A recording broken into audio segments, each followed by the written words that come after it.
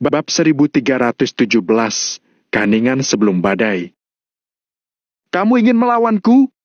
Aku hanya perlu memanfaatkan kekuasaanku dan sudah bisa mengalahkanmu dengan gampang. Stefan mendengus dingin. Asisten tidak berani berbicara terlalu banyak, dia kembali menerima perintah. Serangan Valentino terhadap keluarga Arden kali ini kelihatannya tidak diketahui oleh banyak orang, tetapi kenyataannya tidak sedikit orang yang memperhatikan masalah ini.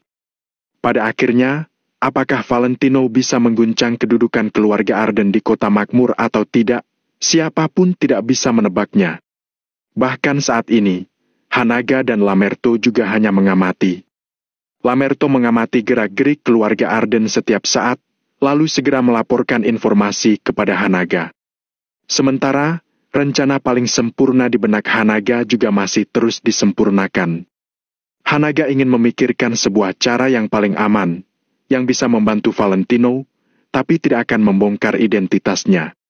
Rencana seperti itu barulah rencana terbagus. Saat ini, di belakang halaman keluarga Yoanda, tepatnya di tempat tinggal Tuan Besar Yoanda. Tuan Besar Yoanda juga tidak beristirahat. Kepala keluarga, saya sudah menyelidiki dengan jelas masalah yang Anda perintahkan. Terdengar suara rendah di dalam kegelapan.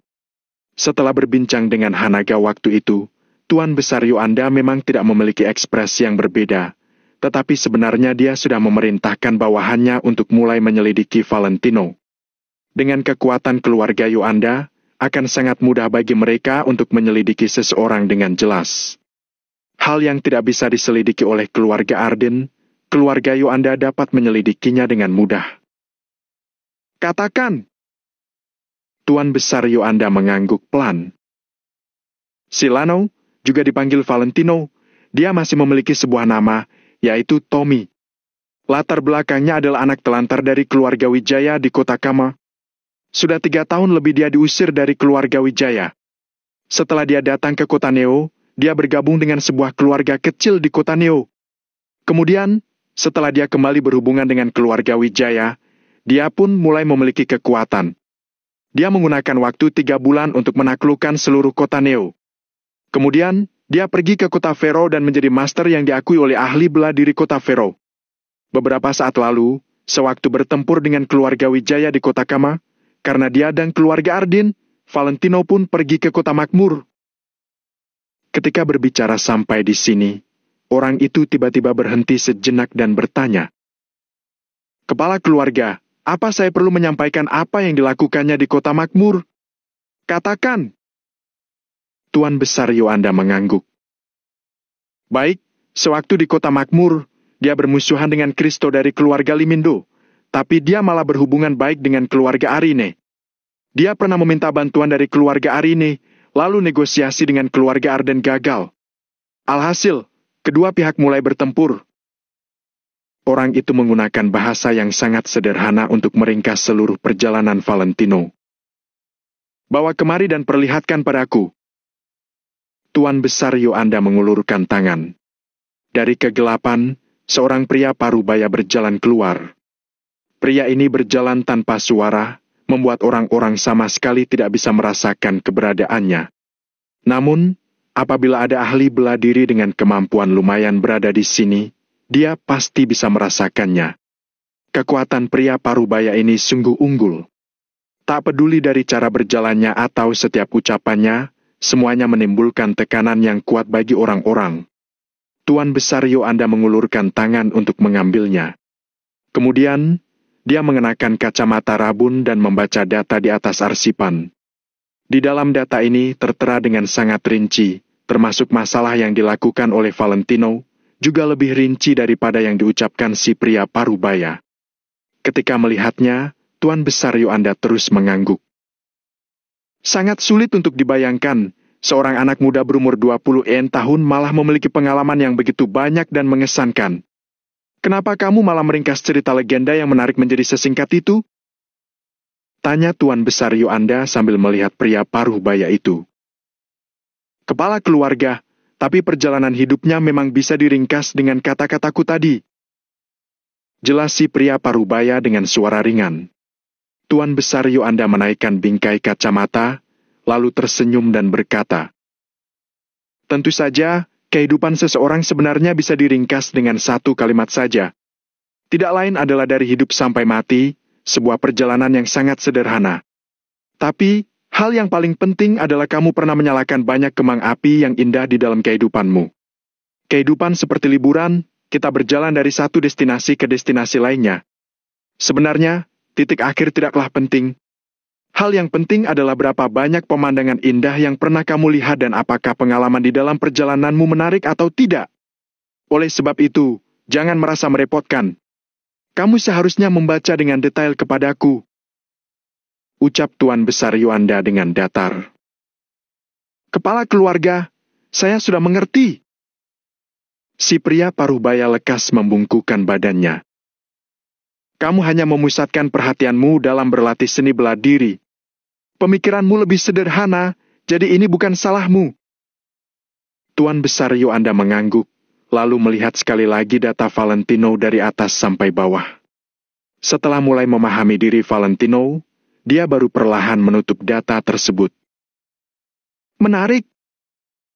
Tuan Besar Yuanda berucap dengan ringan. Boleh disebut sebagai legenda. Si pria parubaya tidak berbicara, tapi dia merasa sangat kaget. Valentino memang bukanlah orang yang sederhana. Dia bahkan bisa dipuji oleh pemimpin agung seperti Tuan Besar Yuanda. Valentino adalah keturunan dari keluarga Wijaya di kota Kama. Dia pasti tidak memiliki hubungan apa-apa dengan Hanaga.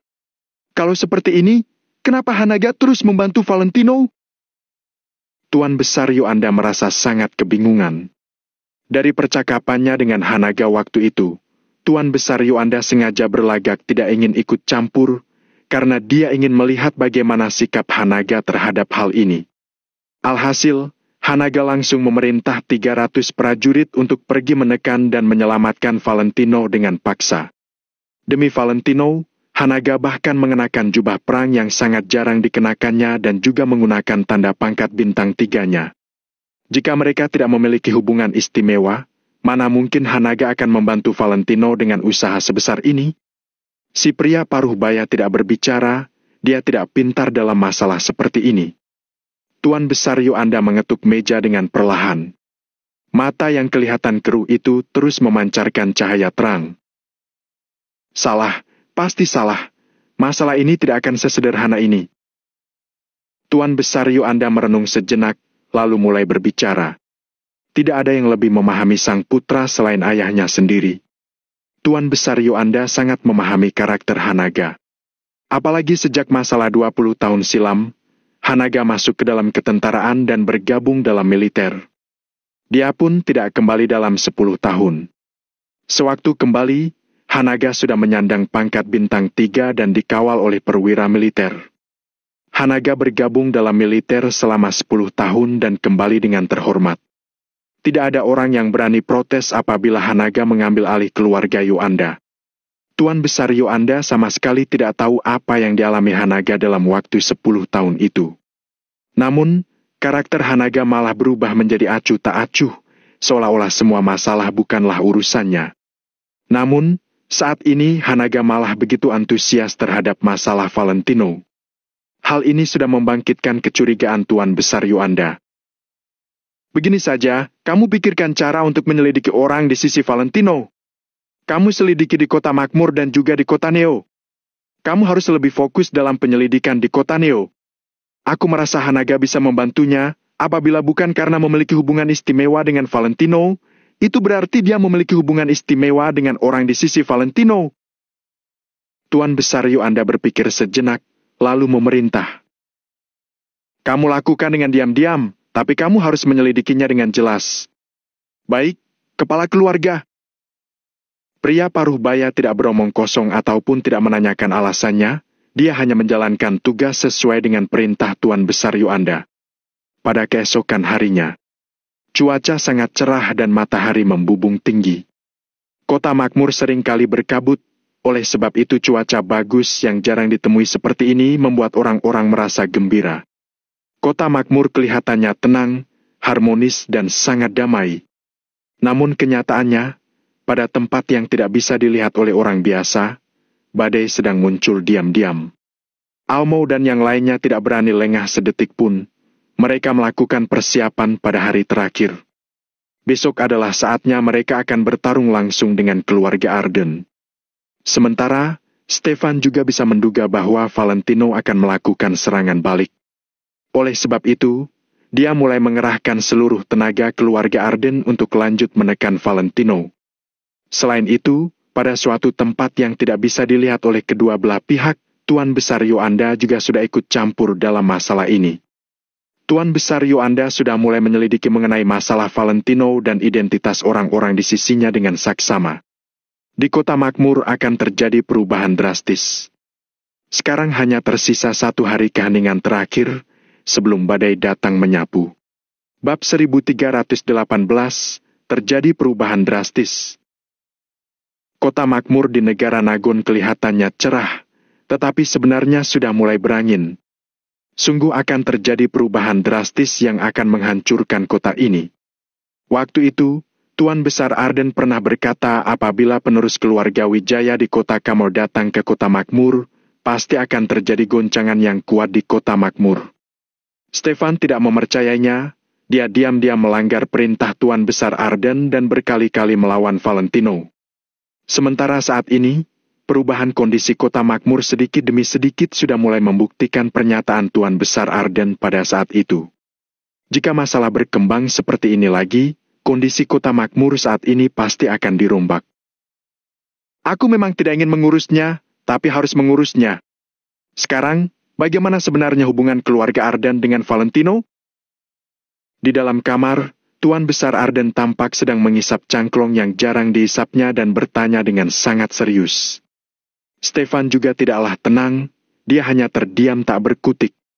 Sebatang rokok baru dinyalakan selama beberapa detik, tapi rokok sudah terbakar setengah lebih. Kondisi yang dihadapi keluarga Arden saat ini membuat Stefan memiliki perasaan bahwa mereka tidak bisa mengendalikannya. Ketika melihat Stefan tidak berbicara, Tuan Besar Arden pun sudah mulai mengerti. Bagaimana mungkin dia tidak memahami karakter dan cara kerja Stefan? Apa tidak bisa kembali lagi? Tuan Besar Arden mengantukkan cangklongnya. Ayah, sudah tidak bisa kembali lagi. Jawab Stefan. Selama beberapa tahun ini, Stefan sudah jarang memanggil Tuan Besar Arden dengan sebutan ayah. Semua anggota keluarga Arden juga memanggil Tuan Besar Arden dengan panggilan Tuan Besar. Jadi, ketika Stefan memanggilnya dengan sebutan ayah, itu berarti hatinya terasa sangat kacau. Tuan Besar Arden terdiam sambil mengisap rokok. Rokok yang terasa sedikit sensasi pedas itu membuat tenggorokannya terasa sakit. Namun, rasa tidak nyaman itu bisa membuat Tuan Besar Arden merasa dirinya masih hidup. Selain itu, sensasi pedas itu juga membuat kepalanya lebih tersadar. Semalam, aku mengamati nebula lagi, rasi bintang sangatlah kacau, pasukan kota makmur sudah bergabung. Sementara, nasib keluarga Arden sebentar terang sebentar gelap, sulit untuk ditebak. Apa kamu mengerti dengan maksudku? Tanya Tuan Besar Arden dengan suara berat. Stefan menundukkan kepala dan tidak berbicara.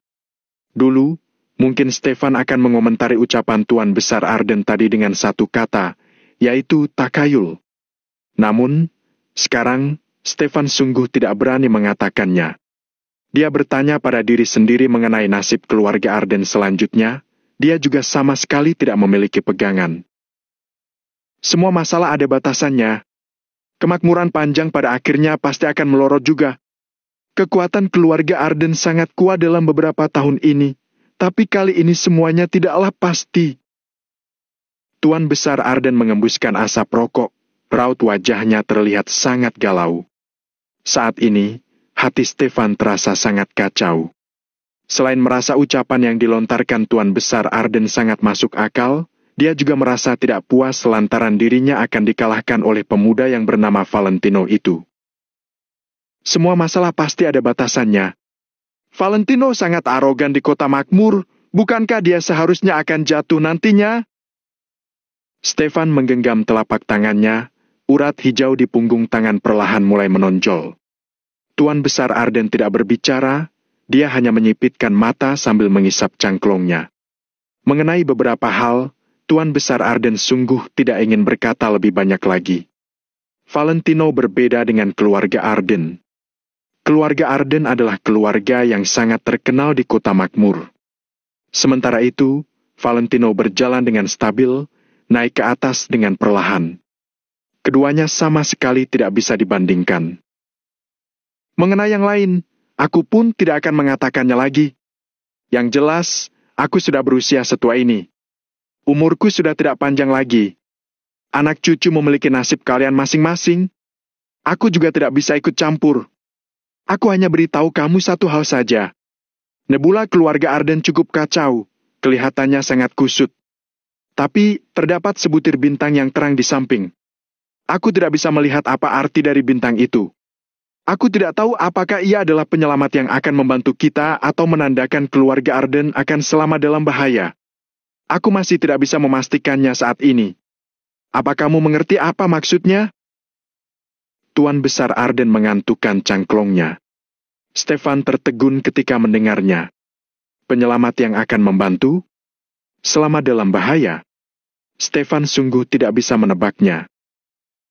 Pokoknya, bintang ini adalah kesempatan hidup bagi keluarga Arden. Kamu harus meraihnya. Mengenai bagaimana cara menemukan dan meraihnya, kamu pikirkan dengan teliti. Tuan Besar Arden mengeluarkan cangklong dan menepuk-nepuk punggung tangan Stefan. Stefan mendengus sesaat, lalu mengangguk dengan serius dan berkata, "Aku sudah mengerti. Tuan Besar, Anda tenang saja. Tidak ada satu orang pun yang boleh memprovokasi harga diri keluarga Arden." Tuan Besar Arden mengangguk, lalu kembali ke kamar untuk beristirahat. Sementara, Stefan malah menelpon berkali-kali, dia menghubungi berbagai departemen untuk mengerahkan seluruh tenaga dalam menghadapi Valentino. Kesempatan hidup dalam ucapan Tuan Besar tadi pasti adalah kekuasaan keluarga Arden. Karena tak peduli berapa banyak uang yang dimiliki Valentino, dia tetap lemah di bagian relasi. Stefan bergumam sendiri dan merasa sangat percaya diri. Asalkan Stefan mengembangkan kelebihan dan menghindari kekurangan, melawan sisi lemah Valentino, dia pastinya akan mendapatkan hasil yang tidak bisa dibayangkan. Saat ini, Valentino berdiri di depan jendela hotel, dia melihat segerombol orang di bawah yang sedang hilir mudik. Hari ini adalah hari terakhir yang diberikan Valentino kepada Almau dan yang lainnya. Apakah bisa mencapai hasil yang diinginkannya atau tidak, semuanya masih tidak bisa diketahui. Namun, Valentino merasa percaya diri. Setelah mempersiapkan selama ini, jika dirinya sebagai seorang pemimpin merasa tidak yakin, bawahannya pun akan merasa tidak yakin sewaktu melaksanakannya. Valentino memang merasa yakin. Namun, ketika menghadapi tokoh besar seperti keluarga Arden, Valentino juga tidak boleh bersikap lengah. Oleh sebab itu, sejak awal, Valentino sudah mengutus orang untuk memperhatikan gerak-gerik keluarga Arden di kota makmur. Sementara, Valentino juga bisa kepikiran bahwa keluarga Arden pasti akan memperhatikan pihak mereka setiap saat. Jadi, Valentino hanya bisa menggunakan kecepatan yang paling cepat untuk mengumpulkan kekuatan. Kemudian, dia tidak akan memberikan kesempatan sedikit pun kepada keluarga Arden untuk merespons dan melakukan penyerangan secara besar-besaran. Valentino tidak berharap bisa menekan keluarga Arden. Dia sudah merasa puas apabila mereka memperoleh hasil seri di saat pertarungan. Valentino juga sudah merasa cukup apabila bisa membuat keluarga Arden mengerti bahwa saat ini, dia sudah bukan lawan yang bisa ditandingi mereka lagi. Semua yang dilakukan Valentino bukan karena ingin mengalahkan keluarga Arden. Tujuan terakhirnya tidak lain adalah agar Stefan membatalkan dukungannya terhadap Timothy. Masalah ini seharusnya tidaklah sulit bagi keluarga Arden. Sebenarnya apa yang sedang dilakukan Stefan? Apa dia sungguh tidak memahami kondisi seperti ini? Valentino kepikiran dengan keluarga Arden dan spontan merasa sedikit sakit kepala. Orang pintar pun bisa melihat bahwa Stefan sedang berada di pinggir jurang sekarang. Jadi, kalau Stefan berbalik untuk mendukung Valentino, itu adalah sebuah keputusan yang pintar.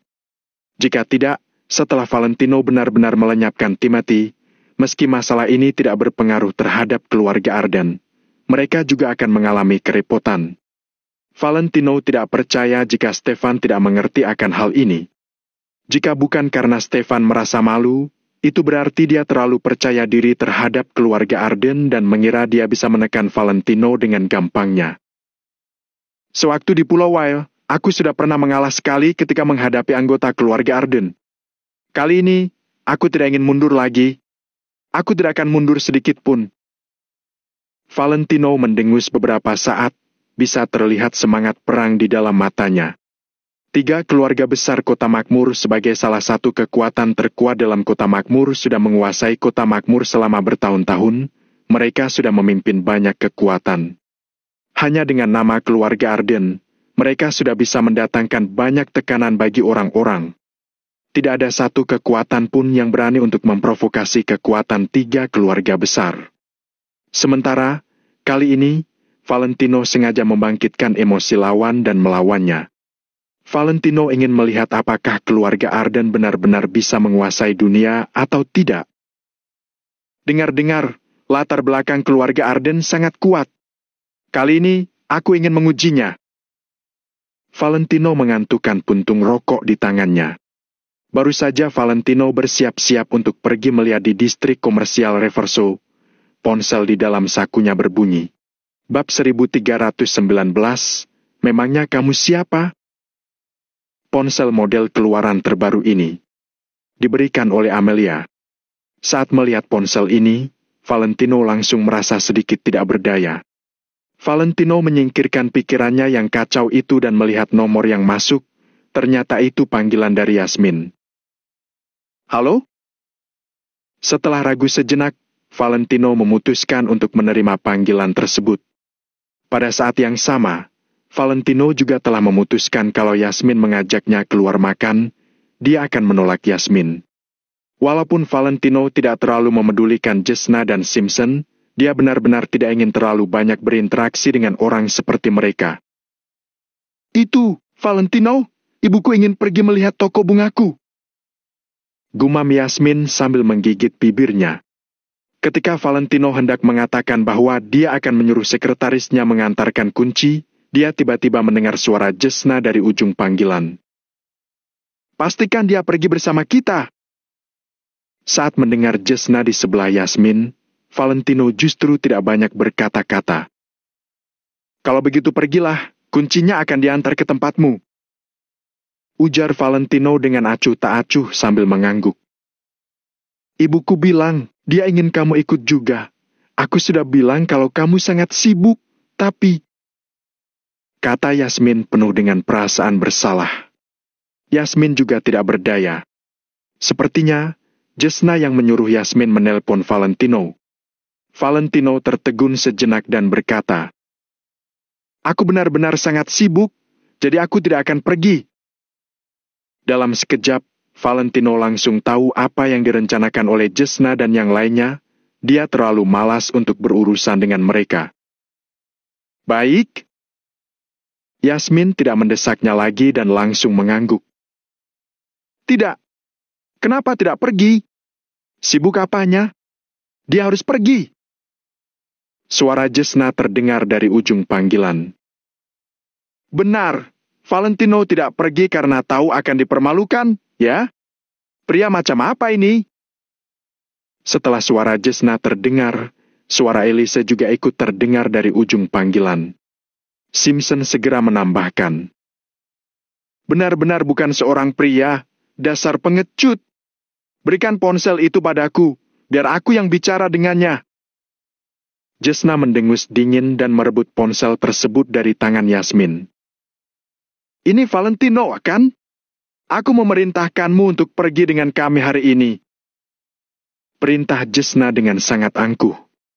Hari ini demi memberi pelajaran pada Valentino, mereka sudah membuat persiapan sejak pagi.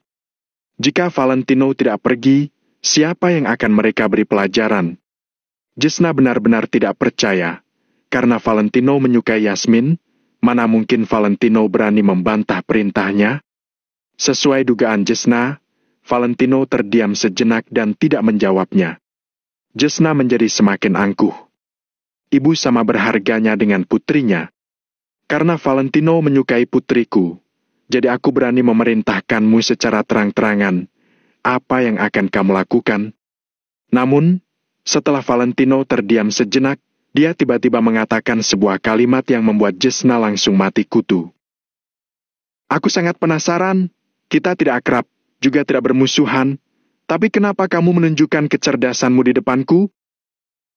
Tanya Valentino dengan acuh tak acuh. Apa maksudmu, Valentino? Wajah Jesna pucat pasi. Valentino tersenyum sinis dan berkata, memangnya kamu siapa? Sampai berani memerintahku seperti itu? Kata demi kata tersebut menusuk tajam ke hati. Jesna langsung tercengang. Sebaliknya, Valentino menyeringai di dalam hati. Dulu, Valentino dapat menahan perilaku menjengkelkan Mary karena angel. Dia juga tidak masalah jika dimarah-marahi. Namun, memangnya Jesna siapa hingga berhak berteriak di depannya? Jesna bukanlah siapa-siapa, berani-beraninya dia bertindak seangkuh itu. Valentino, kamu sudah gila, ya? Teriak Jesna setelah tersadar kembali. Menurutku, yang gila adalah kamu. Saat aku menghargai kalian, aku harap kalian dapat menerima dan mempertahankannya. Kalau aku tidak menghargai kalian, kalian bahkan tidak akan pantas untuk berbicara denganku. Valentino tidak menahan diri, perkataannya sangat tajam. Awalnya, Valentino sudah tertekan karena perihal keluarga Arden. Saat Jesna terus memamerkan kehebatannya, Valentino menjadi benar-benar kesal. Bahkan jika umurmu lebih tua dariku, memangnya kenapa? Bahkan orang seumuran Almo pun harus memanggil Valentino dengan hormat menggunakan panggilan Tuan Valentino. Memangnya siapa Jesna? Dasar kurang ajar! Brengsek! Apa kamu masih ingin menikahi putriku? Kuberitahu saja, ya, aku tidak akan menyetujui kamu dan Yasmin. Aku adalah ibunya Yasmin. Yasmin hanya akan menurutiku. Jesna begitu marah hingga dia langsung mengeluarkan senjata mematikannya. Ibu! Teriak Yasmin dari samping. Diam kamu! Belum menikah saja sudah seangkuh ini, apalagi kalau sudah menikah? Apa kamu ingin membuatku mati saking marahnya? Jesna mendorong Yasmin ke sisi lain. Hiduplah dengan tenang di duniamu sendiri, aku akan memutuskan panggilan ini terlebih dulu. Valentino tersenyum dalam diam dan bersiap untuk memutuskan panggilan itu sekarang juga. Dasar brengsek! Kamu benar-benar kelewatan! Jesna masih mencaci maki, sedangkan Valentino terdiam sejenak dan berkata, ingatlah perkataanku, kamu tidak akan pernah tahu orang seperti apa yang kamu hadapi. Orang miskin tidak salah, tapi itu bukan berarti kamu bisa bersikap kasar. Kalau aku menghargaimu, kamu harus menerimanya. Setelah mengatakan itu, Valentino memutuskan panggilan tersebut dengan kuat. Dari awal, suasana hati Valentino sudah buruk, tapi Jesna masih berani memprovokasinya. Benar-benar orang yang nekat. Dengan kemampuan Valentino saat ini, dia dapat menghilangkan keluarganya Jesna dalam sekejap hanya dengan satu kata. Namun, karena Valentino menghargai Yasmin, jadi dia tidak terlalu menghiraukan mereka. Mereka sudah diberi jantung, tapi justru meminta hati. Saat Valentino baru saja memutuskan panggilan tersebut, panggilan dari Addison langsung masuk. Tuan Valentino, Anda harus datang ke distrik komersial. Ujar Addison dengan sedikit gelisah. Apa terjadi sesuatu? Valentino mengernyit. Benar, jawab Addison sambil mengangguk. Tunggu aku. Valentino meletakkan ponselnya, lalu mengambil mantel hitam pada gantungan pakaian dan mengenakannya. Lalu, dia segera keluar dengan kunci di tangan. Pertempuran penentu dengan keluarga Arden sudah sampai di momen penting. Masalah pada momen penting ini pasti ada hubungannya dengan keluarga Arden. Selain itu, jika itu hanya masalah kecil, Addison pasti tidak akan merepotkan Valentino. Jadi, Valentino sangat gelisah sekarang. Kota kumuh, rumah Yasmin. Lihatlah sikapnya padaku. Hah? Aku adalah ibunya Yasmin, bisa-bisanya dia berbicara seperti itu padaku? Bukankah dia seorang pria brengsek? Jesna meletakkan ponsel tersebut, lalu berteriak pada Yasmin dan yang lainnya dengan wajah penuh amarah. Simpson segera menjawabnya. Benar, dia adalah seorang pria brengsek. Yasmin, kamu menyukai pria yang buruk. Elisa juga terus mengangguk. Valentino bukan pria brengsek. Dia jauh lebih baik dari kalian. Yasmin berteriak sambil memelototi orang-orang itu. Dia berdiri diam di tempat dengan kedua tangan yang dikepal. Kamu sudah gila, ya? Amarah Jesna semakin memuncak. Yasmin, aku harus menyadarkanmu bahwa Valentino bukan pria yang baik. Bagaimanapun juga, Jesna adalah ibumu. Bagaimana bisa dia berbicara seperti itu pada ibumu? Selain itu, dia pasti takut dipermalukan di depan kita. Karena itulah dia tidak berani pergi ke toko bunga bersama kita. Ujar Elisa dengan sinis dari samping. Bab 1320, menghadapi secara langsung. Benar. Awalnya aku berpikir untuk mengundang bos besar distrik komersial Reverso agar Valentino melihat betapa jauh perbedaan di antara mereka. Simpson mengerutkan bibir dan tampak menghina. Valentino yang memberikan toko bunga kepadaku.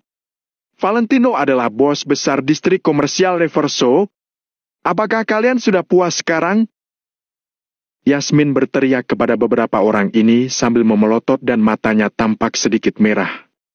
Begitu mendengar ucapan Yasmin, semua orang langsung tercengang.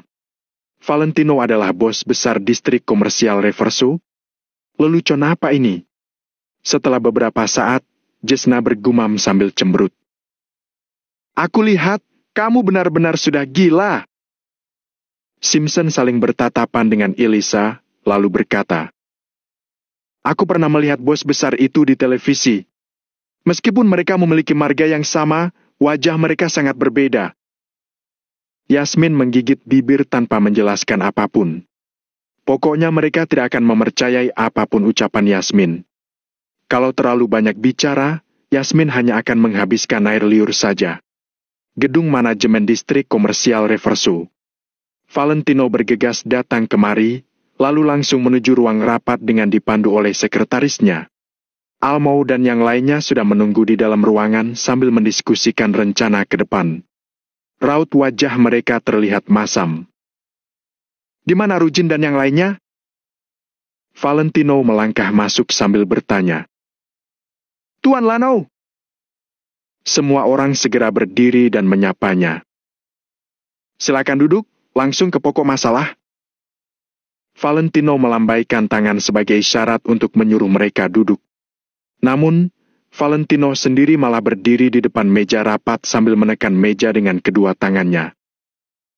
Tuan Lano, Departemen Pengawasan Pasar, Departemen Pengawas Makanan dan Obat-obatan beserta departemen lainnya telah bekerja sama untuk melakukan inspeksi di kawasan komersial kita.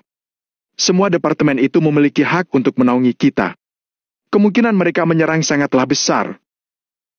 Addison segera melaporkan situasinya. Kristo dan Rujin sedang membawa orang untuk menjaga ketertiban. Jangan sampai para penyewa panik. Stanley juga ikut melaporkan. Valentino menganggukkan kepala dan berkata, kualifikasi setiap penyewa di kawasan komersial sangatlah ketat.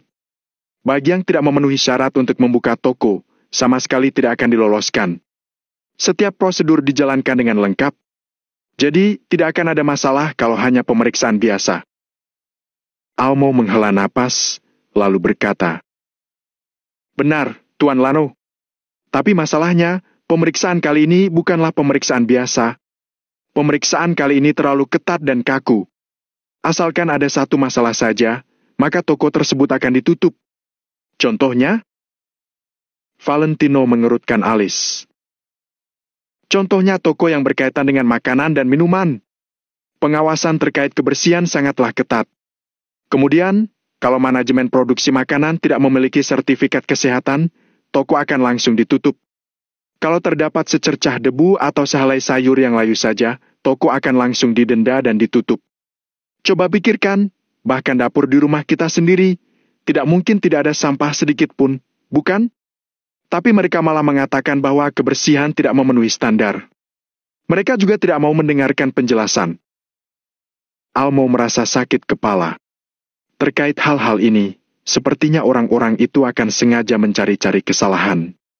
Sebenarnya, ada beberapa hal yang sama sekali bukanlah masalah, tapi mereka bersikeras mempermasalahkannya. Mereka terus mengatakan bahwa keamanan dan kebersihan tidak memenuhi standar. Kalau sudah begitu, siapapun tidak berdaya. Setiap toko harus dilengkapi alat pemadam api ringan dan pembersih asap. Katanya, demi menghindari polusi udara. Diko juga merasa sangat kesal. Di kawasan yang dikelolanya, ada 2 penyewa yang hanya menjual peralatan elektronik seperti ponsel dan komputer, tapi mereka juga disuruh untuk memasang alat pembersih asap. Dari mana datangnya asap di tempat seperti itu? Keluarga Arden. Tanpa perlu memikirkannya, Valentino sudah tahu bahwa semua ini adalah ulah Stefan. Meskipun tidak mengatakan apa-apa, orang-orang ini juga berpikir seperti itu. Apakah keluarga Arden mau menyudutkan kita? Dia menggunakan cara ini untuk membuat kita kewalahan sehingga tidak ada waktu untuk melakukan hal lain. Yang berarti, kita juga tidak punya waktu untuk mengumpulkan kekuatan dan menghadapi mereka. Apalagi, kalau masalah ini terus berlanjut, para penyewa pasti akan panik. Bisnis mereka bahkan tidak akan berjalan baik. Valentino sangat paham, dia menganalisis rencana Stefan dan menjelaskannya hanya dalam beberapa kalimat. Semua orang kembali menganggukkan kepala. Namun, kekhawatiran yang tersirat di wajah mereka tak kunjung mereda. Walaupun mereka mengetahui rencana Stefan, tapi apa yang harus dilakukan? Stefan seolah mengisyaratkan bahwa dia ingin menyerang Valentino dan yang lainnya. Memangnya kalian bisa apa? 3 keluarga kecil telah menggunakan koneksi mereka dan coba untuk membantu, tapi belum ada hasilnya juga. Almo menggertakkan giginya. Tidak semua kekuatan bisa mengguncang 3 keluarga besar. Hanya karena keluarga Arden sudah lama tidak turun tangan, tidak berarti mereka sudah tidak memiliki kekuatan. Sekarang, begitu turun tangan, mereka langsung menunjukkan kekuatan yang begitu besar. Diko dan yang lainnya merasa sangat frustasi dan tidak berdaya. "Bagaimana kondisi sekarang?" tanya Valentino sambil mengerutkan alis. Saat ini, para petugas mulai memeriksa dari pintu timur, barat, utara, dan selatan. Mereka memeriksa setiap toko satu persatu. Semua toko di belakang harus mengantre dan menunggu dengan ketakutan. Mereka sama sekali tidak memiliki gairah untuk berbisnis. Intinya, dampak yang terjadi sangatlah besar. Addison membaca informasi yang dilaporkan oleh bawahannya dengan serius. "Aku tebak, mereka akan menyelidiki per tahap, dimulai dari luar dan pada akhirnya semua akan berpusat kepada kita. Setelah itu, mereka pasti akan memeriksa kita dari berbagai aspek. Tidak sulit ditebak. Penyelidikan yang dilakukan kepada kita pasti akan lebih detail dan ketat. Termasuk pembukuan, situasi pembayaran pajak dan berbagai aspek lainnya." Semua orang merasa sangat cemas. Akhirnya, mereka pun merasakan betapa besarnya tekanan yang diberikan oleh keluarga Arden. Departemen tersebut melaksanakan tugasnya dengan normal, paling mereka hanya dibilang terlalu kaku. Siapapun tidak bisa menyalahkan mereka. Keluarga Arden sudah tahu kalau Valentino tidak memiliki koneksi di atas. Jadi, mereka memanfaatkan kelemahan ini dan terus memberikan tekanan. "Kalian semua, kembalilah ke tempat masing-masing untuk menjaga ketertiban. Direktur Addison ikut bersamaku pergi ke bawah untuk melihat kondisi terkini. Valentino merenung beberapa saat dan langsung membuat rencana. Tuan Lano, aku rasa mereka sedang mencarimu sekarang. Sampai saat itu tiba, distrik komersial Riverso akan menjalani pemeriksaan yang lebih ketat. Ditambah lagi, sekarang para penyewa pasti sangat cemas. Kalau Anda pergi, saya takut mereka akan menyalahkan Anda. Diko terlihat khawatir. Almau, Stanley, dan Addison tetap tidak berbicara apa-apa. Tidak, kamu salah. Di saat seperti ini, justru aku harus muncul. Stefan berpikir kalau aku pasti akan memikirkan cara untuk bersembunyi di saat seperti ini dan membiarkan para bawahanku yang mengurusnya. Tapi dia salah. Aku mau menghadapinya dan mempermalukan Stefan. Valentino mendengus dingin dan berkata, kalau aku tidak muncul, kemarahan para penyewa akan semakin besar. Sebaliknya, setelah aku muncul, mereka akan merasa kalau aku berjuang bersama mereka. Stefan masih ingin menggunakan cara sebelumnya untuk menyerang Valentino, tapi semua itu mustahil. Valentino tidak akan jatuh ke dalam lubang yang sama untuk kedua kalinya. Bab 1321, semua orang sangat panik. Begitu mendengar kalimat ini, beberapa orang yang ada di sana langsung mengangguk-angguk. Analisis Valentino itu sangat masuk akal. Setelah itu, semua orang pergi ke area masing-masing untuk menangani masalah ini, sedangkan Addison dan Valentino pergi ke area terdekat untuk melihat-lihat kondisi di sana. Tuan Lano, apa kamu mau memakai topeng? Tanya Addison. Bawa saja. Valentino mengangguk dan berjalan keluar. Pada saat ini, semua orang yang ada di distrik komersial Riverso sangat panik. Situasi di sini benar-benar kacau. Staf berseragam yang tak terhitung jumlahnya masuk melalui 4 pintu masuk yang terdapat di distrik tersebut, yaitu pintu masuk di sebelah timur, selatan, barat, dan utara. Setelah itu, mereka semua langsung memeriksa satu persatu toko di sana. Orang-orang yang mempunyai toko sendiri paling takut kalau orang-orang dari departemen di atas datang untuk memeriksa toko mereka. Sebenarnya ini sama sekali bukan hal yang berbahaya. Hanya saja, saat para atasan berkata tidak boleh, mereka tidak bisa berbuat apa-apa, selain menuruti perkataan para atasan itu. Oleh karena itu, saat ada kendaraan yang berhenti di depan toko mereka, mereka menjadi sangat panik.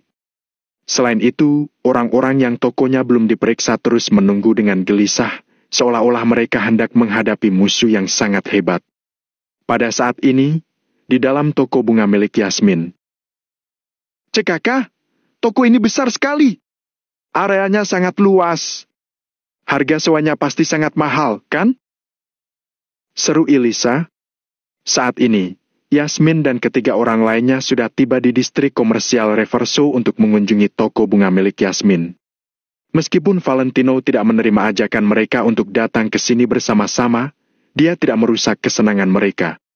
Simpson dan Elisa sudah menganggap diri mereka sebagai orang kelas atas di kota ini. Pada saat ini, saat melihat dekorasi dan area toko bunga tersebut, mereka tidak bisa menahan diri untuk tidak berseru di dalam hati mereka.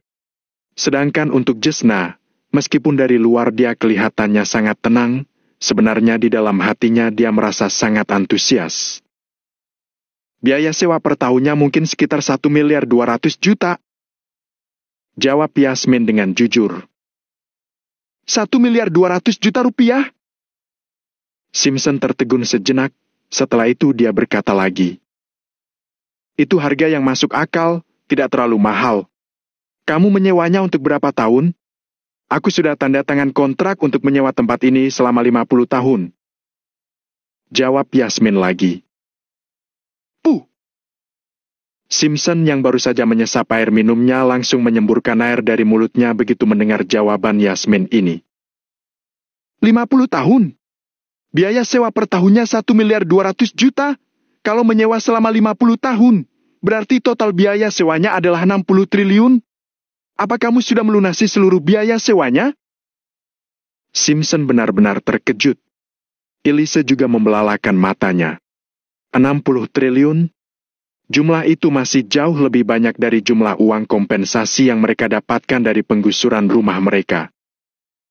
Aku tidak membayar biaya sewanya. Tuan Lano memberiku hak untuk menggunakan tempat ini selama 50 tahun. Yasmin memberikan penjelasan kepada semua orang. Wah, apa aku bilang? Bos di sini pasti jauh lebih murah hati dibanding Valentino. Dia menyewakan sebuah toko yang seharusnya bisa menghasilkan 6 triliun untuknya secara cuma-cuma. Sedangkan Valentino memberikan sebuah mobil yang harganya hanya beberapa miliar saja dia tidak mau. Dia benar-benar pelit. Setelah memuji bos di tempat ini, Elise kembali membahas soal Valentino. Benar sekali. Aku jadi ingat kemarin aku sempat memanggilnya dengan sebutan adik ipar menjijikan sekali. Simpson juga ikut menjelek-jelekan Valentino. Yasmin berkata dengan suara yang sangat pelan.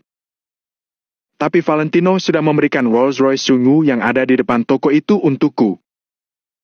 Simpson dan kedua orang lainnya kembali tertegun. Valentino benar-benar memberikan mobil itu kepada Yasmin? Valentino bisa semurah hati itu? Yasmin, kamu jangan sampai tertipu olehnya.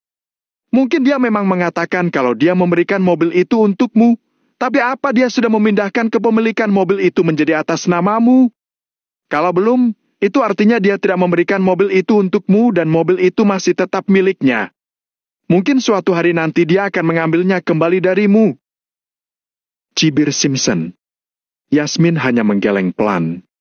Saat melihat bahwa mereka tidak mempercayai penjelasan yang dia berikan, Yasmin tidak berniat untuk mengatakan apa-apa lagi. Untuk apa kita membahas orang itu? Merusak kesenangan saja.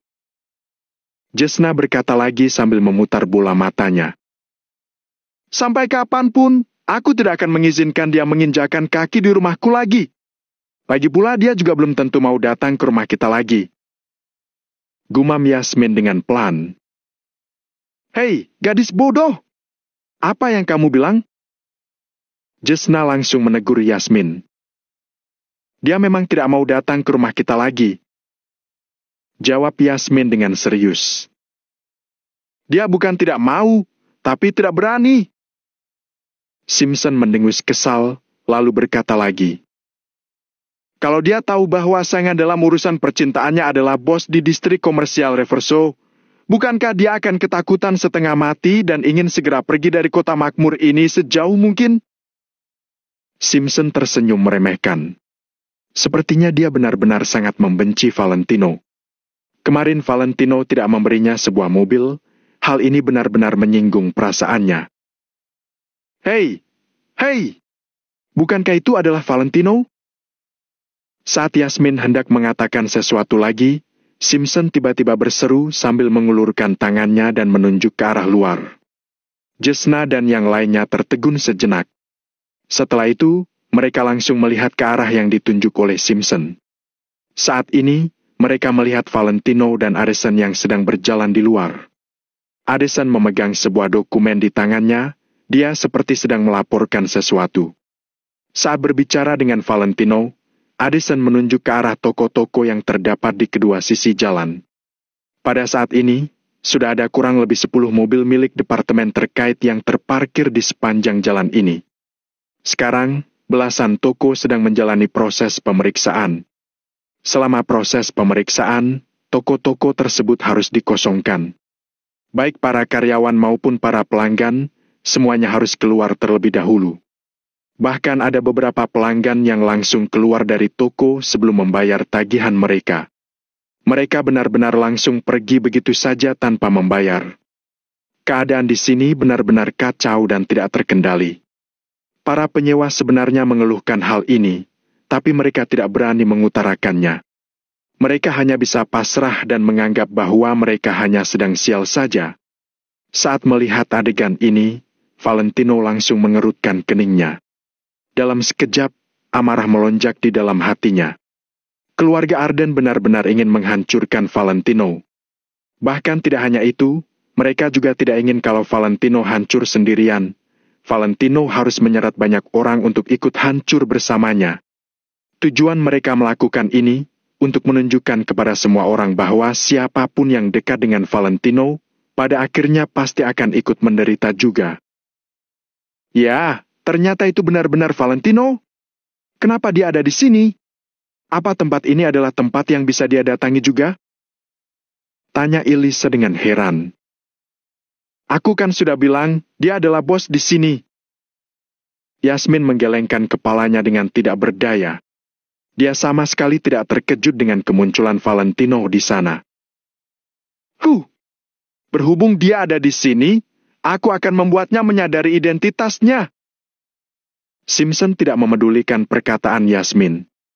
Dia langsung berbalik badan dan berjalan keluar begitu saja. Pada saat ini, jalanan semakin dipenuhi oleh para penyewa yang sudah tidak berminat untuk menjalankan toko mereka hari ini. Mereka berdiri berjajar di tepi jalan sambil menunggu dengan tenang. Namun, pada saat yang sama Valentino tidak memakai topengnya, jadi tidak ada seorang pun yang mengenalinya.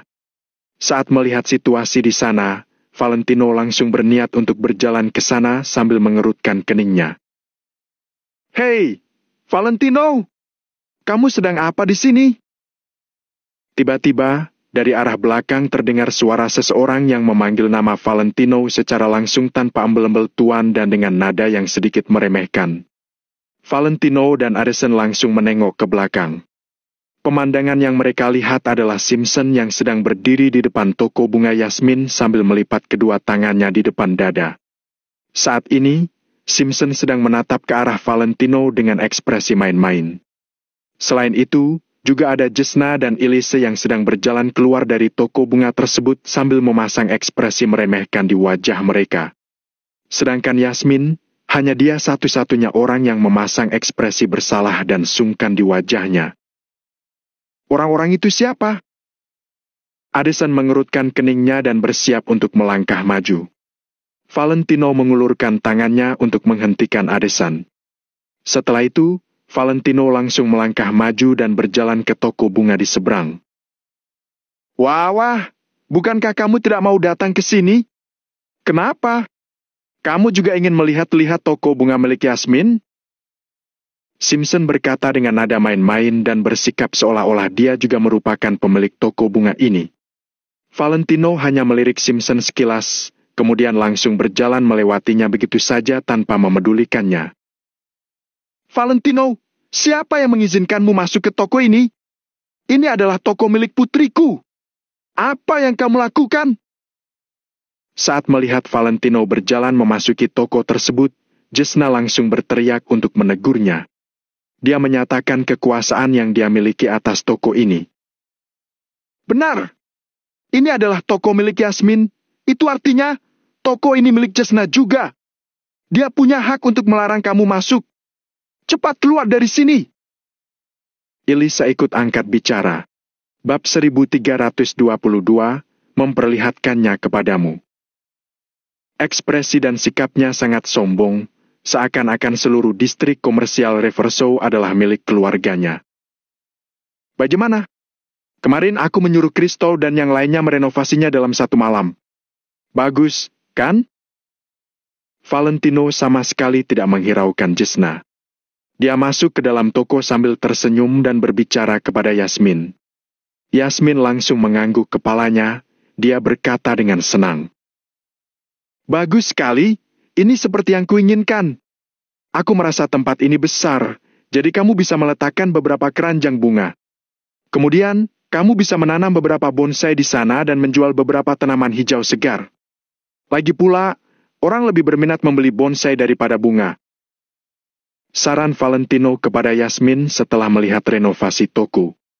Yasmin terus mengangguk dengan senang, dia berkata, Benar. Ucapanmu benar. Baiklah, aku masih ada urusan lain. Nanti aku akan membantumu lagi. Seolah-olah tidak ada orang lain selain mereka, Valentino menepuk-nepuk kepala Yasmin. Valentino bersikap sangat mesra, seperti kasih sayang seorang kakak kepada adiknya. Namun, Yasmin tidak hanya tidak marah, melainkan terlihat sangat menikmatinya. Dia bahkan mengedip-ngedipkan matanya. Baiklah, aku akan menurutimu. Yasmin mengangguk dengan patuh. Tidak, aku tidak bisa melihat ini lagi. Kamu kira kamu hebat sekali? Kamu siapa? Kenapa malah mengatur-ngatur? Simpson langsung berjalan menghampiri Valentino dan menunjuk-nunjuknya dengan marah. Mundur sana! Apa yang mau kamu lakukan? Addison memelototi Simpson. Simpson pun tercengang. Setelah dia melihat jam tangan Vacheron Constantin model peringatan di tangan Addison, kepercayaan diri Simpson menghilang. Elise mendengus, kemudian berkata, Aku juga bingung. Pacar Yasmin yang memberikannya toko, kamu malah memerintah orang semena-mena di sini. Siapa yang memberikanmu keberanian itu? Apa orang sekarang begitu tidak tahu malu? Jesna juga mengangguk.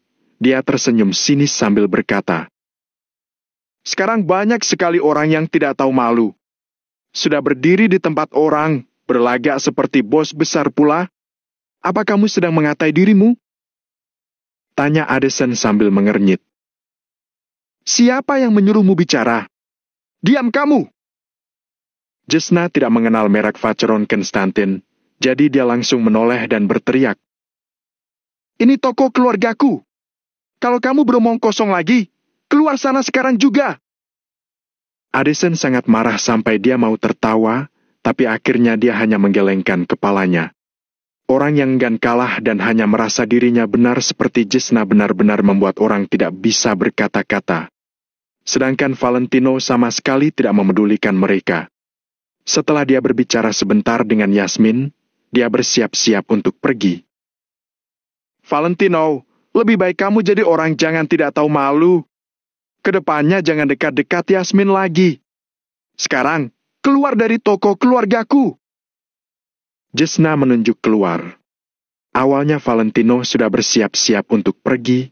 Saat dia mendengar ini, dia pun berhenti. Dia bertanya, Apa aku pernah memberitahumu kalau kamu tidak tahu kamu sedang berbicara dengan siapa? Memangnya kenapa? Apa yang bisa kamu lakukan padaku? Aku bisa memanggil menantuku kemari dan menyuruhnya mengusirmu dari distrik komersial Reverso. Jesna berkacak pinggang dan wajahnya tampak menghina. Tidak peduli siapapun, kita harus menjaga sikap kita di sini. Kata Valentino dengan datar. Kamu sedang membual apa? Jesna melipat kedua lengannya. Nada bicaranya terdengar merendahkan. Kalau begitu hari ini akan kuperlihatkan padamu. Valentino tersenyum dan mengulurkan tangannya ke arah Addison. Addison langsung mengerti. Dia membuka tas sterilisasi lalu bersiap untuk mengeluarkan topeng Valentino. Aku akan melihat. Jesna tertawa sinis. Mereka juga menunggu Valentino dengan ekspresi penuh makna. Ketika mereka melihat Valentino menerima sebuah topeng wajah manusia dari Addison, ketiganya tercengang. Sedangkan Valentino berbalik dan berjalan keluar. Dia berjalan sambil memasang topengnya. Dia memasang dengan pelan-pelan dan merapikan bagian-bagian yang tidak rapi. Apa yang ingin dia lakukan? Jesna tercengang menatap punggung Valentino. Valentino, tunggu! Yasmin segera berlari mengejarnya. Dengan wajah yang merah, dia memanggil Valentino. Valentino perlahan-lahan membalikkan tubuhnya dengan topeng yang sudah terpasang, menunjukkan dirinya kepada semua orang. Ketika melihat tampang Valentino yang sekarang, Simpson tercengang, kemudian dia tiba-tiba menarik napas. Jesna dan Elise juga tercengang, kemudian mereka melebarkan mata mereka. Tampang Valentino yang sekarang sama persis dengan tampang yang kemarin mereka lihat di televisi. Valentino, bagian sini belum rapi. Yasmin mengulurkan tangannya ke bagian ujung kiri wajah Valentino lalu pelan-pelan menekannya agar topeng Valentino melekat ke kulitnya dengan baik. Terima kasih. Valentino tersenyum, kemudian dia berjalan keluar. Addison segera mengikutinya. Yasmin, kenapa dia mau berpura-pura menjadi bos distrik komersial Reverso? Jantung Elise berdetak dengan cepat. Dia tidak sedang berpura-pura. ucap Yasmin sambil menatap punggung Valentino. Kalau begitu, kenapa dia? Saat ini, Jesna juga agak terbata-bata. Karena dia adalah bos tempat ini, pemilik distrik komersial Reverso, Lano Wijaya. Dia juga bernama Valentino Wijaya. Yasmin menghela napas. Simpson dan yang lainnya terperanjat. Setelah itu, mereka bertiga berlari keluar, seperti orang gila. Mereka tidak percaya, mereka sangat tidak percaya. Bagaimana bisa seorang pemuda yang mereka memandang rendah, berbalik, dia malah menjadi orang kaya yang memiliki kekayaan sebesar ratusan triliunan uang? Tadi mereka masih mengatai Valentino tidak tahu malu, berdiri di tempat mereka dan mengatur-atur orang, menganggap dirinya sendiri adalah pemilik tempat ini. Jika Valentino benar-benar adalah tempat ini, bukankah itu berarti tadi mereka sedang mengatai mereka sendiri? Yasmin menghela napas, kemudian pergi mengikuti mereka. Pada saat ini, Valentino sudah memakai kembali topengnya. Dia keluar dari toko dengan tangan di belakang, lalu berjalan ke jalan besar. Sedangkan Addison yang sedang mengambil tas dengan cepat mengejar Valentino.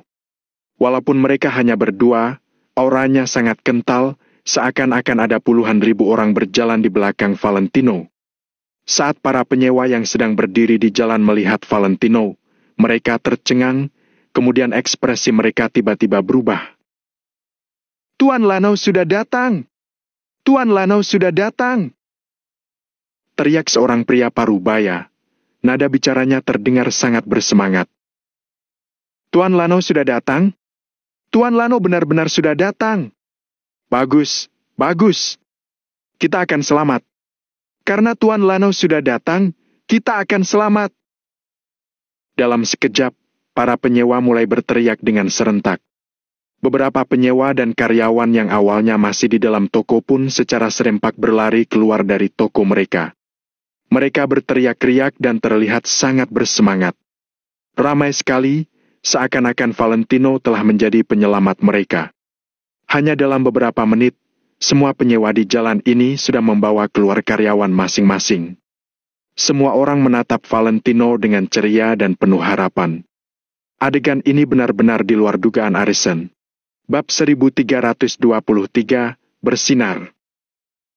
Awalnya, Addison mengira para penyewa akan mengeluh.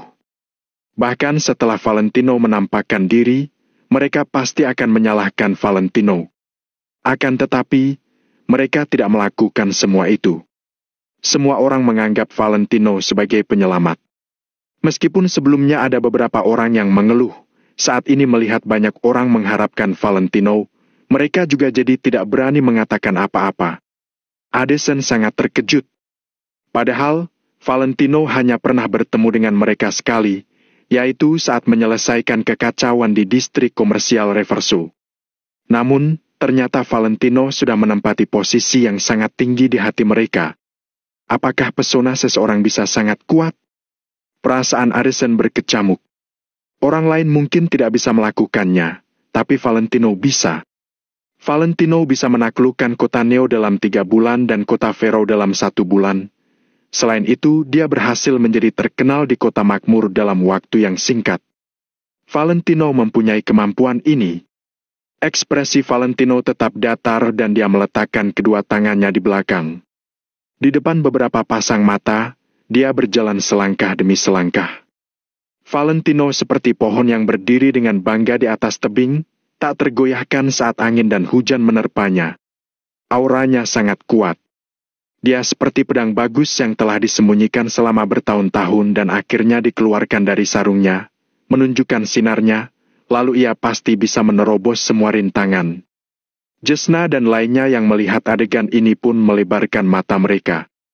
Jantung mereka berdebar, kepala mereka berdengung. Dia pasti Lano. Dari gerakannya, tatapan mata, sikapnya dan bahkan suaranya, itu pasti dia. Gumam Simpson.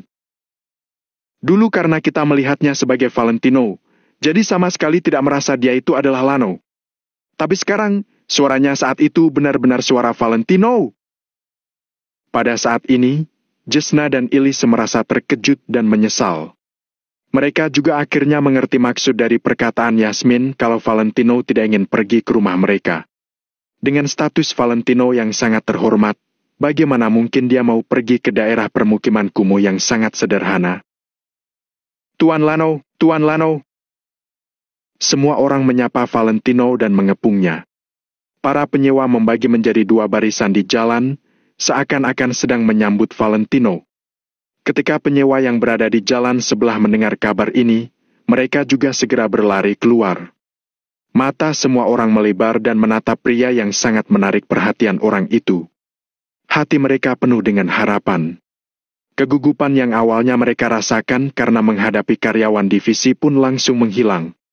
Valentino adalah tulang punggung mereka, jiwa mereka dan bahkan kepercayaan mereka. Dengan adanya dia, semua masalah bukanlah apa-apa. Cuaca hari ini cerah, sinar matahari juga sangat menyilaukan. Namun pada saat ini, rasanya seperti matahari yang di langit pun ditutupi oleh sinar Valentino. Aku tidak pernah berharap menjadi pacarnya, aku hanya ingin menjadi temannya saja sudah cukup. Gumam Yasmin dengan pelan. Kini, jelas-jelas Valentino sedang berjalan di jalan dan di ketinggian yang sama dengan semua orang. Akan tetapi, dia membuat semua orang merasa ingin menghormatinya. Kak Valentino sudah di tempat. Satpam distrik juga harus sudah di tempat. Seru Kristol sambil membawa ratusan orang. Penyewa distrik komersial Reverso bagian utara sudah di tempat. Penyewa distrik komersial Reverso bagian selatan sudah di tempat. Penyewa distrik komersial Reverso bagian barat sudah di tempat. Pada saat yang sama, Almau, Stanley dan Diko masing-masing juga membawa segerombolan penyewa ke arah Valentino. Semua penyewa distrik komersial Reverso mencapai ribuan orang. Walaupun tidak ada 2.000 penyewa, lebih kurang ada 1.000-an penyewa juga. Dari 1.500 toko, setiap toko memiliki 10 ke atas karyawan, jadi jumlah semua orang mencapai puluhan ribu. Pada saat ini, semua orang berkumpul di jalan ini dan menjadi sangat ramai. Orang-orang berdesak-desak. Awalnya Simpson masih ragu kalau Valentino sedang berpura-pura menjadi Lanau, tapi sekarang dia sudah tidak ragu. Karena kemarin, Almau dan yang lainnya juga pernah muncul di kamera. Simpson mungkin masih bisa salah mengenal, tapi orang-orang ini tidak mungkin salah. Sekarang mereka sudah muncul dan membuktikan. Simpson mana berani merasa ragu lagi? Puluhan orang berkumpul di belakang Valentino secara serentak. Adegan macam apa ini? Benar-benar menakutkan. Ada banyak sekali orang, kamu bahkan bisa tersesat di dalam kerumunan mereka. Kemanapun kamu melihat, semuanya adalah orang. Pada saat ini, mereka semua berteriak Tuan Lanau, seolah-olah nama Valentino benar-benar telah menjadi kepercayaan mereka. Valentino tetap berjalan. Tidak peduli apa yang terjadi di belakangnya, dia tidak menghiraukannya. Valentino berjalan menuju ke. Awalnya belasan orang itu sedang memeriksa sesuatu di sebuah toko, tapi saat mendengar kerusuhan di luar, mereka pun langsung keluar untuk melihat-lihat sambil mengerutkan kening. Tadi mereka masih ingin menjaga ketertiban dan menegur semua orang untuk diam, tapi setelah mereka keluar, mereka langsung tercengang. Sebelum mereka masuk ke toko ini, walaupun orang yang berada di jalan juga tidak sedikit, tidak sebanyak ini juga. Pada saat ini, di mana-mana penuh dengan segerombolan orang, seakan-akan mereka ini berkumpul untuk bertarung. Belasan orang divisi baru saja keluar dari toko dan disambut dengan ribuan pasang mata. Ribuan pasang mata sedang menatap mereka. Bagaimana perasaannya? Siapapun pasti akan langsung tercengang, kan? Ketika mereka sedang kebingungan, kerumunan itu berpisah sehingga membuat satu jalur di mana Valentino berjalan keluar. Dengan ekspresi yang datar, dia perlahan-lahan berhenti di depan kerumunan. Lei, Lano, apa yang ingin kamu lakukan? Kuberitahu kamu. Seorang pria paruh baya merasa sangat panik, tapi dia masih pura-pura berani. Saat dia berbicara, dia juga menunjukkan lencana khusus di seragamnya. Dia berharap Valentino mengerti apa identitas para karyawan ini. Akan tetapi, Valentino bahkan tidak melirik ke arah lencana pria paruh baya itu. Dia bertanya, "Apa pekerjaan kalian?" Kami dari makanan dan obat-obatan. Kami adalah pengawas kesehatan. Tanpa menunggu orang-orang ini selesai berbicara, Valentino langsung mengibaskan tangannya dan belasan orang itu langsung diam.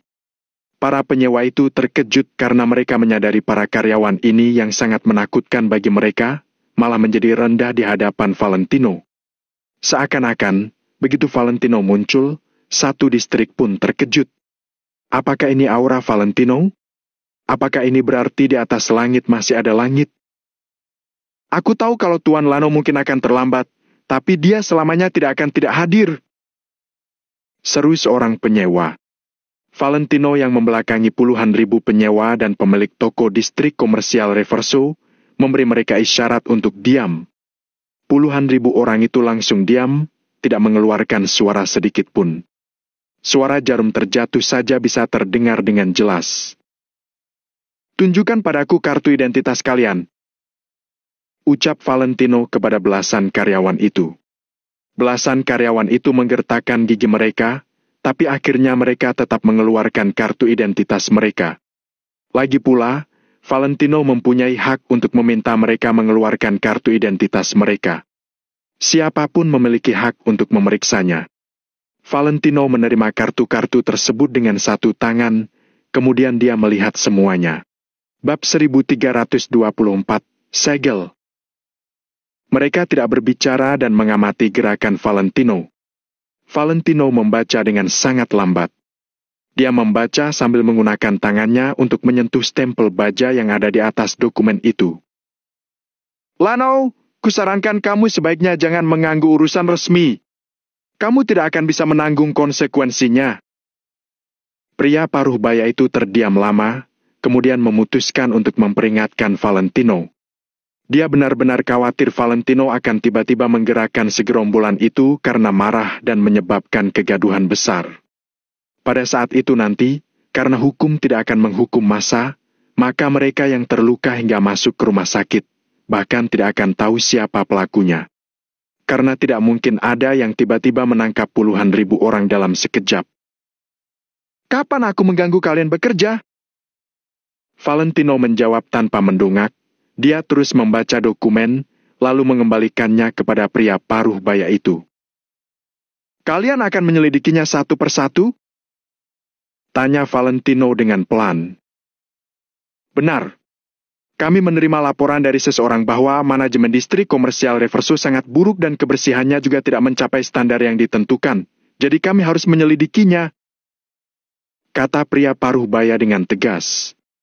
Valentino mengangguk, lalu berkata, kalian adalah pejabat pemerintahan, kalian mewakili pemerintah, jadi kami akan bekerja sama jika kalian ingin menyelidiki hal ini.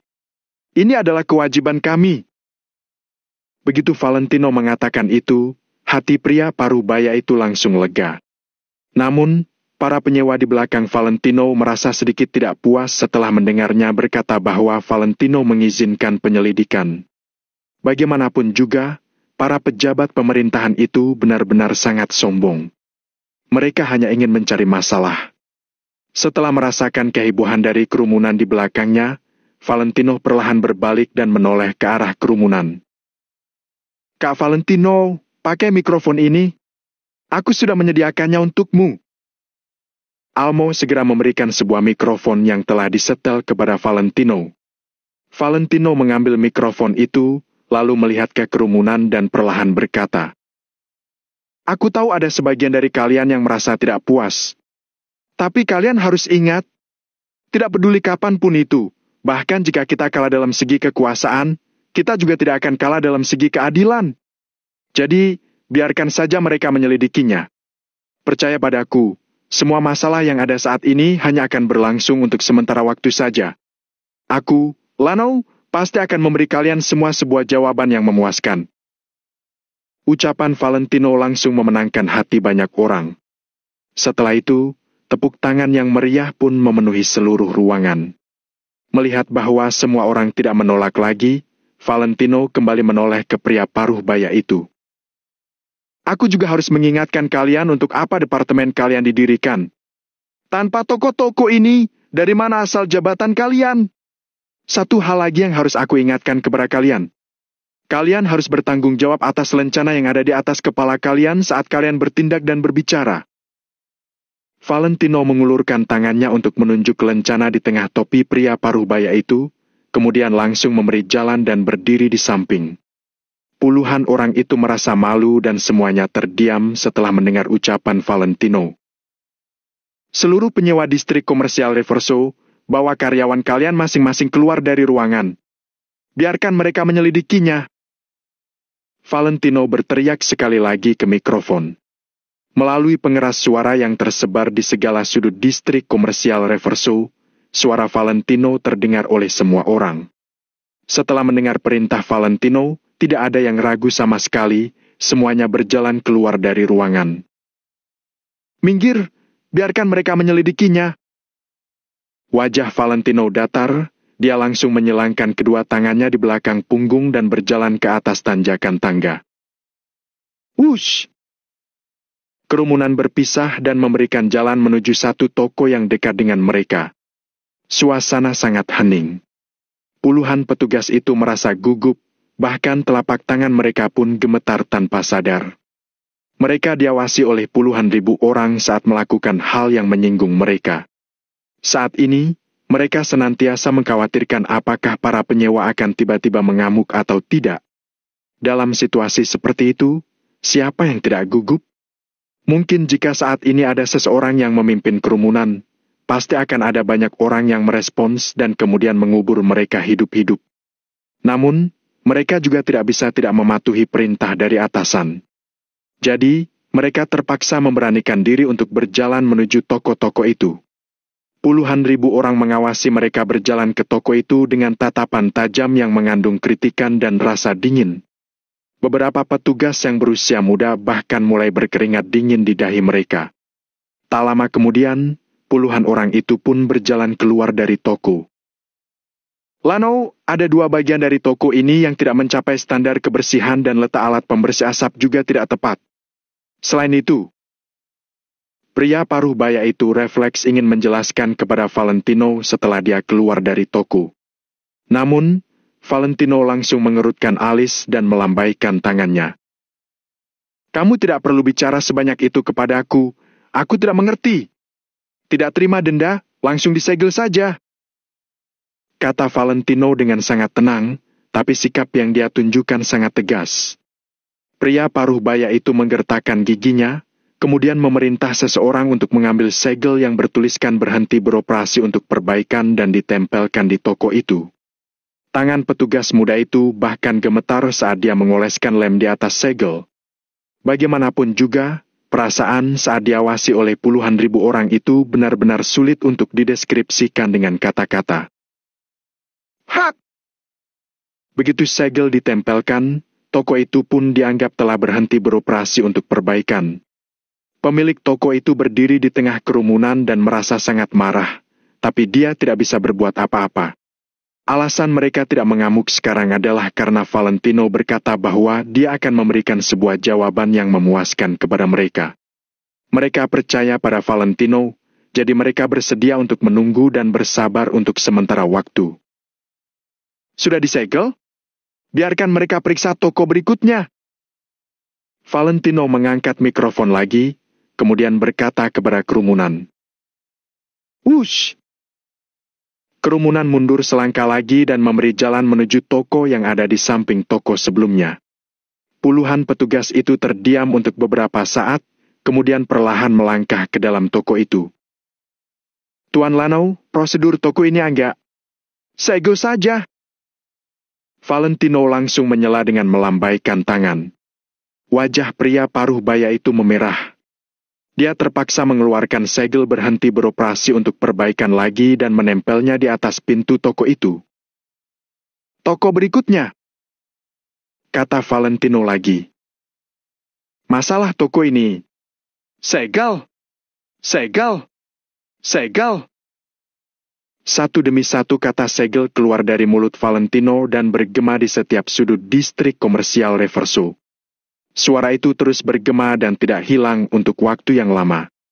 Sikap yang ditunjukkan oleh Valentino sekarang sangatlah sederhana. Segel saja. Aku akan membiarkan kalian menyegelnya sampai puas hari ini. Puluhan petugas itu bergerak perlahan sambil menanggung tekanan yang besar dan kerumunan juga terus memberi jalan kepada mereka. Pada akhirnya, setelah menyegel puluhan toko berturut-turut, puluhan petugas itu tidak bisa melanjutkannya lagi. Setiap kali mereka menyelidiki toko dan menempelkan segel, mereka selalu diawasi oleh puluhan ribu pasang mata. Ditambah dengan kata segel yang diucapkan Valentino dengan tegas. Tekanan besar semacam itu bagaikan pedang yang menusuk punggung. Jika tidak ada yang merasakannya secara langsung, dia tidak bisa membayangkan seperti apa perasaan itu. Pada akhirnya, bahkan pria parubaya yang sudah banyak berpengalaman itu pun berkeringat dingin di dahinya. Dia tidak bisa menanggung tekanan sebesar itu lagi. Cuaca hari ini tidaklah panas, bahkan masih ada yang mengenakan pakaian musim dingin. Bagaimana mungkin cuaca seperti itu akan membuat orang berkeringat? Namun, saat ini mereka benar-benar basah oleh keringat di punggung. Jika mereka punya pilihan, mereka pasti tidak akan menerima tugas sesulit ini hari ini. Serahkan saja kepada siapa yang ingin melakukannya, mereka pasti tidak akan melakukannya. Toko berikutnya, kata Valentino lagi. Wush! Puluhan ribu orang segera memberi jalan kepada para petugas itu. Akan tetapi, kali ini tidak ada satu pun dari para petugas itu yang berjalan ke depan. Bab 1325, mundur. Tidak ada orang yang bergerak lagi, seolah-olah kaki mereka telah dicor ke tanah dengan semen. Mereka benar-benar takut. Tuan Valentino, segel sudah tidak cukup, kata pria paruh baya itu sambil menggertakkan giginya. Valentino mencibir di dalam hatinya. Mereka setidaknya telah menyediakan ratusan segel di tangan mereka. Sepertinya hari ini mereka berencana untuk menyegel ratusan toko di distrik komersial terlebih dahulu. Kalau begitu, kalian kembali untuk mengambilnya.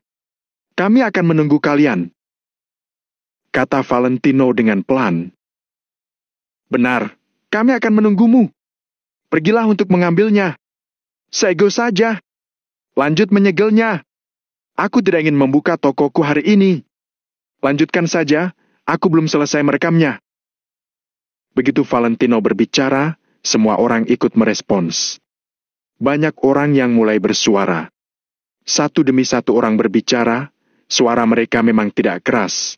Tapi begitu suara dari orang sebanyak itu berkumpul bersama, suara itu akan menjadi sangat memekakan telinga. Puluhan petugas itu merasa tekanan mereka semakin besar. Tuan Valentino, kami juga hanya menjalankan perintah. Tolong jangan diambil hati. Pria paruh baya itu sendiri juga tidak menyadarinya. Awalnya dia langsung menyebut Valentino dengan namanya, tapi sekarang dia malah menyebutnya dengan sebutan Tuan Valentino.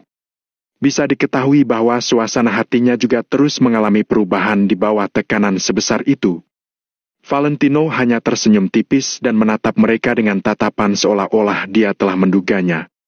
Pria paruh baya itu benar-benar tidak bisa menahan tekanan itu lagi.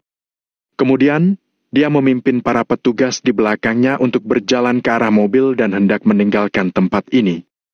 Saat mereka menyelidiki toko-toko barusan, setiap langkah yang mereka jalani terasa sangat berat. Namun, ketika mereka hendak pergi sekarang, gerakan mereka cepat sekali. Aku mendengar bahwa atasan ingin melakukan penyelidikan terhadap distrik komersial Reverso selama 7 hari berturut-turut dan menyegel ratusan toko dalam sehari. Aku beritahu kalian, jangan ada yang memanggilku besok. Aku tidak mau melakukan hal ini lagi. Aku juga tidak mau datang lagi. Ini sungguh menakutkan. Beberapa petugas muda yang baru saja magang merasa ketakutan. Di sisi lain, para petugas senior itu tidak berbicara, tapi mereka juga memiliki pemikiran yang sama. Intinya, besok mereka tidak akan melakukan pekerjaan yang tidak menguntungkan itu lagi. Terserah siapa saja yang ingin melakukannya. Brum! Mesin dari 10 mobil itu menyala dengan cepat, kemudian mereka pun menginjak pedal dan melaju pergi.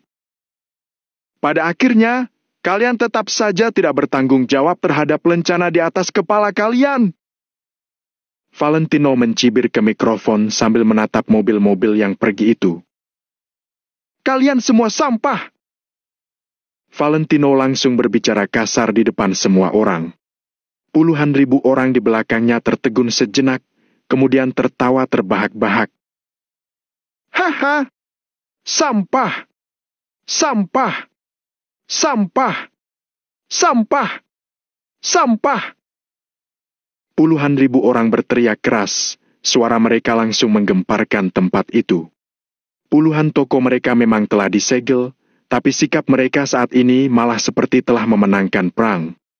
Kata sampah itu juga meluapkan kekesalan di hati mereka. Sementara laju 10 mobil itu malah semakin cepat, seolah-olah mereka tidak mendengar apa-apa. Ketika kerumunan sedang bersorak, Valentino melangkah ke satu toko yang memiliki 2 lantai di sebelahnya, lalu berdiri di depan jendela. Dengan begitu, semua orang di bawah sana akan melihat Valentino dengan jelas. Kristo, keluarkan orang-orang yang tidak bersangkutan dari distrik komersial terlebih dahulu dan blokir seluruh jalan masuk. Aku akan mengadakan rapat dengan semua orang. Kata Valentino sambil menoleh ke arah Kristo dan yang lainnya. Baik. Kristo, Rujin dan 2 pemuda lainnya pun memimpin hampir 100 orang untuk mulai melaksanakan rencana Valentino. Sambil menunggu mereka menjalankan tugas, para penyewa pun berjalan ke depan dan menatap Valentino dengan ekspresi penuh harap. Mereka tahu bahwa pasti ada hal yang ingin Valentino sampaikan kepada mereka. Valentino pasti akan memberi mereka jawaban yang memuaskan. Sementara pada saat ini, Valentino menatap ke bawah dari atas dan terus menunggu dalam diam. Dia berharap gerakannya di sini tidak akan diketahui oleh keluarga Arden. Bukankah itu akan lebih baik jika dia memberikan sebuah kejutan pada keluarga Arden nanti? Addison, akhirnya aku mengerti arti dari perkataanmu itu. Memang benar ada orang yang memiliki kemampuan yang patut dikagumi. Baik dari segi tindakan ataupun hal-hal lain, dia selalu bisa memuaskan semua orang dan sama sekali tidak melakukan kesalahan. Kata Almo saat berdiri di bawah dan menatap Valentino yang berada di lantai 2. Jadi, kalian sangat cerdas. Memilih orang yang benar itu sangat penting. Addison hanya membalasnya sambil tersenyum tipis. Ucapanmu benar, memilih orang yang benar itu sangat penting. Stanley dan Diko juga ikut mengangguk. Kita sendiri tentu juga harus melakukan hal-hal yang benar. Addison mengingatkan semua orang. Almo dan 2 orang lainnya mengangguk lagi. Mereka sangat setuju dengan perkataan Addison. Dari segi identitas, sebagai kepala keluarga dari 4 keluarga besar di kota makmur, status mereka tentu saja berkali-kali lipat lebih tinggi daripada Addison yang merupakan warga kota asing. Akan tetapi, mereka tahu bahwa hubungan Addison lebih dekat dengan Valentino. Jadi, mereka semua pun diam-diam menganggap Addison sebagai pemimpin. Sementara Addison juga merasa sangat emosional di hatinya. Awalnya, Addison dipilih sebagai perwakilan kota makmur untuk mengembangkan asosiasi Valentino Empire di kota makmur. Addison hanya memiliki dana kurang dari 200 miliar dan anggota yang dipimpinnya hanya ada puluhan orang. Misi ini sangat sulit dan sumber dayanya sangat sedikit. Namun, Addison tetap datang ke kota makmur. Hanya dalam waktu beberapa bulan saja, dia telah diam-diam mendirikan 5 perusahaan dan memiliki hubungan yang cukup baik dengan berbagai penguasa di kota makmur. Akan tetapi, tidak peduli seberapa keras usahanya, dia selalu merasa kesulitan untuk memasuki lingkaran masyarakat kelas atas yang sebenarnya di kota makmur. Ketika Valentino belum datang, jangankan duduk dan mengobrol dengan kepala keluarga dari 4 keluarga kecil, bahkan jika dia menyapa Diko, Diko juga belum tentu akan menghiraukannya. Namun, sejak Valentino datang, semuanya mulai berubah. Status Addison terus meningkat sampai pada akhirnya kepala keluarga dari 4 keluarga kecil pun harus berbaris di belakangnya. Seperti inilah kemampuan Valentino. Addison merasa sangat emosional di hatinya. Kak Lanau, semuanya beres. Gerakan Kristo dan Rujin sangat cepat, mereka langsung melapor kepada Valentino setelah menyelesaikan tugasnya. Valentino mengangguk kecil, kemudian menghentikan pikirannya dan menatap ke puluhan ribu orang di bawah sana. Sekali lagi dia menjadi pusat perhatian semua orang. Namun, Kali ini berbeda dengan sebelumnya. Aku sudah bilang kalau aku akan memberi kalian sebuah pertanggungjawaban. Jadi, aku tidak akan banyak bicara lagi. Mulai sekarang, toko kalian semua akan ditutup. Kalian beristirahatlah di rumah selama 2 hari. Aku memberi kalian cuti, kata Valentino kepada semua orang melalui mikrofon. Suaranya juga menggema ke telinga semua orang melalui pengeras suara yang ada di mana-mana. Namun, puluhan ribu orang itu tidak merasa gembira atau bersorak senang setelah mendengar ucapan Valentino, melainkan semua orang merasa bingung. Semua toko ditutup. Tindakannya bahkan lebih kejam dari para petugas itu. Para petugas itu hanya menghentikan pengoperasian toko mereka untuk perbaikan setelah menemukan masalah di dalamnya. Namun, Valentino malah langsung menutup toko semua orang. Apakah ini lelucon? Apakah kami butuh liburan? Kami membuka toko untuk menghasilkan uang. Apa maksudnya dengan memberi kami cuti? Jika mereka tidak tahu kepribadian Valentino, mungkin ada orang yang akan maju dan memarahinya sekarang. Selama cuti, aku harap karyawan di setiap toko tetap mendapatkan gaji mereka. Lanjut Valentino. Para karyawan memang merasa senang setelah mendengar perkataan itu, tapi ekspresi para penyewa itu menjadi muram. Mereka telah mengalami kerugian setelah toko ditutup, tapi mereka masih harus membayar gaji karyawan. Bukankah kerugian mereka akan semakin bertambah? Namun, para penyewa itu masih bersabar dan tidak mengatakan apa-apa. Mereka menunggu kelanjutan dari Valentino. Bab 1326, setelah kabut menghilang. Nanti, aku akan meminta Departemen Keuangan Distrik Komersial untuk memberikan sedikit kompensasi semua penyewa. Setiap toko usaha kecil akan mendapatkan kompensasi sebanyak 6 juta per hari.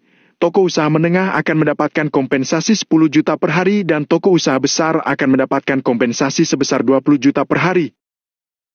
Begitu Valentino mengatakan itu, suasana menjadi sangat hening, bahkan suara jarum yang jatuh pun bisa terdengar. Ternyata inilah rencana Valentino. Dia tahu bahwa menutup toko pasti akan menyebabkan kerugian bagi para penyewa. Jadi sekarang, dia akan menanggung semua kerugian itu sendiri. Dia akan membayar seluruh kompensasi itu sendiri. Hal ini membuat banyak orang merasa terkejut dan terharu. Apakah kalian mendengarku dengan jelas? Setiap toko akan mendapatkan kompensasi. Aku akan mengawasi pendistribusian kompensasi itu sendiri dan tidak akan meninggalkan satu toko pun. Aku berada di distrik komersial Reverso ini. Kalau ada yang tidak menerima kompensasi, silakan temui aku kapan saja. Aku akan menegakkan keadilan untuk kalian. Kata Valentino dengan pelan sambil menatap semua orang. Bagus. Bagus. Aku setuju. Tutup saja, semuanya turuti perintah Tuan Lanau. 10 juta per hari. Bahkan jika aku membuka toko, aku juga tidak bisa mendapatkan 10 juta. Tuan Lanau sangat murah hati. Sudah kuduga kami tidak mengikuti orang yang salah. Keputusan Valentino menerima sorakan dari puluhan ribu orang. Hanya berbaring di rumah saja, mereka sudah bisa mendapatkan uang. Perlakuan seperti itu benar-benar sangat langka.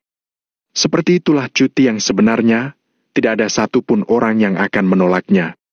Almo dan yang lainnya langsung mengerti rencana Valentino. Dilihat dari pergerakan keluarga Arden kali ini, mereka pasti tidak akan menyerah dengan mudah. Mungkin besok, mereka masih akan melanjutkan penyelidikan toko. Jadi, sekarang Valentino mengambil tindakan yang tak terduga. Dia langsung berinisiatif untuk menutup seluruh toko sekarang sehingga pada saat keluarga Arden mengutus petugas untuk datang lagi, mereka pasti akan mendapatkan kejutan yang besar. Satu-satunya hal yang dapat keluarga Arden gunakan untuk menantang Valentino adalah distrik komersial Reverso ini. Setelah Valentino menutup distrik komersial Reverso, keluarga Arden akan kesulitan untuk menemukan kelemahannya lagi. Perlu diakui, tindakan Valentino ini sangat kejam. Meskipun tindakan ini juga merugikan dirinya sendiri, dia dapat menghilangkan kekhawatirannya di masa depan secara menyeluruh. Setelah ini, mereka akan bisa melawan keluarga Arden tanpa kekhawatiran lain lagi. Mengenai panjangnya cuti, aku akan menetapkannya selama 3 hari untuk sementara waktu. Kalau ada kendala, akan diperpanjang tanpa batas waktu. Tapi setiap kali cuti diperpanjang selama sehari, aku akan memberi kalian kompensasi untuk 1 hari. Kata Valentino lagi. Ih! Terdengar suara-suara tarikan napas. Semua orang tahu bahwa Valentino sungguh sedang membuang-buang uang. Dalam waktu 3 hari, Valentino setidaknya harus menghabiskan dana sebesar puluhan miliar untuk memberikan kompensasi kepada ribuan toko. Valentino tentu saja juga tahu bahwa uang itu akan terbuang sia-sia. Namun, dia tidak punya pilihan lain lagi. Dunia bisnis bagaikan medan perang. Dalam perang, alat yang digunakan untuk menyerang adalah manusia dan uang. Dalam situasi saat ini, dia hanya punya satu jalan ini. Dia telah menghabiskan begitu banyak uang. Jika ribuan miliar itu dapat memberikan Valentino hasil yang dia inginkan, maka itu berarti dia mendapatkan keuntungan. Salah satu pria paruh baya melangkah keluar dan berkata, "Tuan Lanau, kamu tidak perlu memberinya kepadaku. Kebetulan aku juga ingin beristirahat selama beberapa hari." "Benar, Tuan Lanau yang tampan. Aku juga ingin beristirahat selama beberapa hari. Aku tidak mau kompensasi itu," kata seorang wanita dewasa berusia 30-an tahun sambil tersenyum. Semakin banyak orang yang terpengaruh dan mulai berinisiatif untuk tidak menerima kompensasi itu. Namun, Valentino melambaikan tangannya. "Uang itu bukanlah apa-apa bagiku. Tapi bagi kalian, uang itu adalah biaya sewa, biaya air, biaya listrik, gaji karyawan, biaya hidup dan harapan keluarga. Jadi, aku akan memberinya kepada kalian, kalian terima saja. Kesulitan saat ini bukanlah apa-apa. Setelah kita melewatinya, kita tetap bisa maju bersama-sama." Kata-kata itu membuat banyak orang terharu. Teman mudah didapatkan, tapi orang yang benar-benar mengerti diri kita sangat sulit untuk didapatkan. Valentino bisa mengerti kesulitan mereka dan kesusahan mereka. Hal ini benar-benar membuat banyak orang terharu. Jadi, kompensasi tetap akan diberikan. Semua orang akan mendapatkannya tanpa terkecuali. 3 hari adalah sebuah batas. Aku harap 3 hari kemudian, aku dapat berkumpul kembali di sini dan mengadakan pesta yang meriah. Setelah kabut menghilang, dunia akan terlihat kembali, matahari akan bersinar kembali dan kita akan berpesta dengan meriah di sini. Setelah mengatakan itu, Valentino pun melangkah turun dari tangga. Seluruh distrik komersial penuh dengan suara tepukan tangan. Setelah kabut menghilang, dunia akan terlihat kembali dan kita akan berpesta dengan meriah. Setelah kabut menghilang, dunia akan terlihat kembali dan kita akan berpesta dengan meriah. Satu demi satu teriakan bagaikan ledakan bom, terus bergema dan tidak hilang untuk waktu yang lama. Hati semua orang bersatu dan pikiran semua orang menyatu. Hal ini sangat mengharukan. Setelah itu, kerumunan pun bubar dengan cepat. Semua orang mulai melakukan pekerjaan terakhir di toko dan bersiap untuk menutup toko, lalu pergi. Beberapa penyewa yang bergerak cepat telah membawa karyawan mereka pergi dari sini. Sedangkan mengenai kompensasi yang dikatakan Valentino, mereka tidak perlu khawatir sama sekali. Setelah ini akan ada Departemen Keuangan Distrik Komersial Reverso yang mentransfer uang ke rekening mereka masing-masing. "Valentino, bukan, maksudku, adik ipar." Ketika Valentino baru saja turun, Simpson dan yang lainnya langsung menghampirinya. Sedangkan Yasmin, dia berdiri di depan toko bunganya dan menoleh ke arah sana dengan mata berlinang air mata. Valentino, kamu tidak marah, kan?" tanya Jesna dengan wajah malu. "Ya, aku tidak marah," kata Valentino sambil mengangguk. "Lihatlah apa kataku, Valentino pasti sangat murah hati, dia tidak akan marah dengan kita." Elise segera bantu mencairkan suasana. Kecepatan mereka mengubah sikap benar-benar lebih cepat daripada membalikan halaman buku. Namun, mereka juga tidak punya pilihan. Identitas Valentino benar-benar membuat mereka terpaksa harus berbuat begitu. Mereka rela menurunkan segala martabat mereka agar bisa akrab dengan Valentino. Bahkan jika mereka hanya bisa memiliki sedikit hubungan dengan orang super kaya seperti itu juga sudah cukup untuk membuat mereka sukses dan menjadi eksistensi yang tinggi. Aku tidak murah hati sama sekali. Hanya saja, tidak semua orang pantas untuk membuatku marah padanya. Valentino berkata sambil tersenyum tipis, kemudian melangkah pergi. Mereka hanya orang-orang lemah, untuk apa dia menghiraukannya? Valentino, kamu tidak boleh begitu. Kamu berpacaran dengan Yasmin. Aku adalah ibunya Yasmin.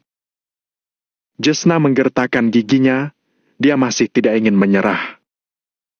Iya, aku juga bibi keduanya Yasmin. Elise juga tidak mau kalah. Akan tetapi, Valentino berlagak seolah-olah tidak mendengarnya. Dia berjalan ke hadapan Yasmin, lalu berkata sambil tersenyum. Kamu pulang saja dulu, beritahu aku mana yang perlu didekorasi lagi. Aku akan meminta orang lain untuk melakukannya. Baik.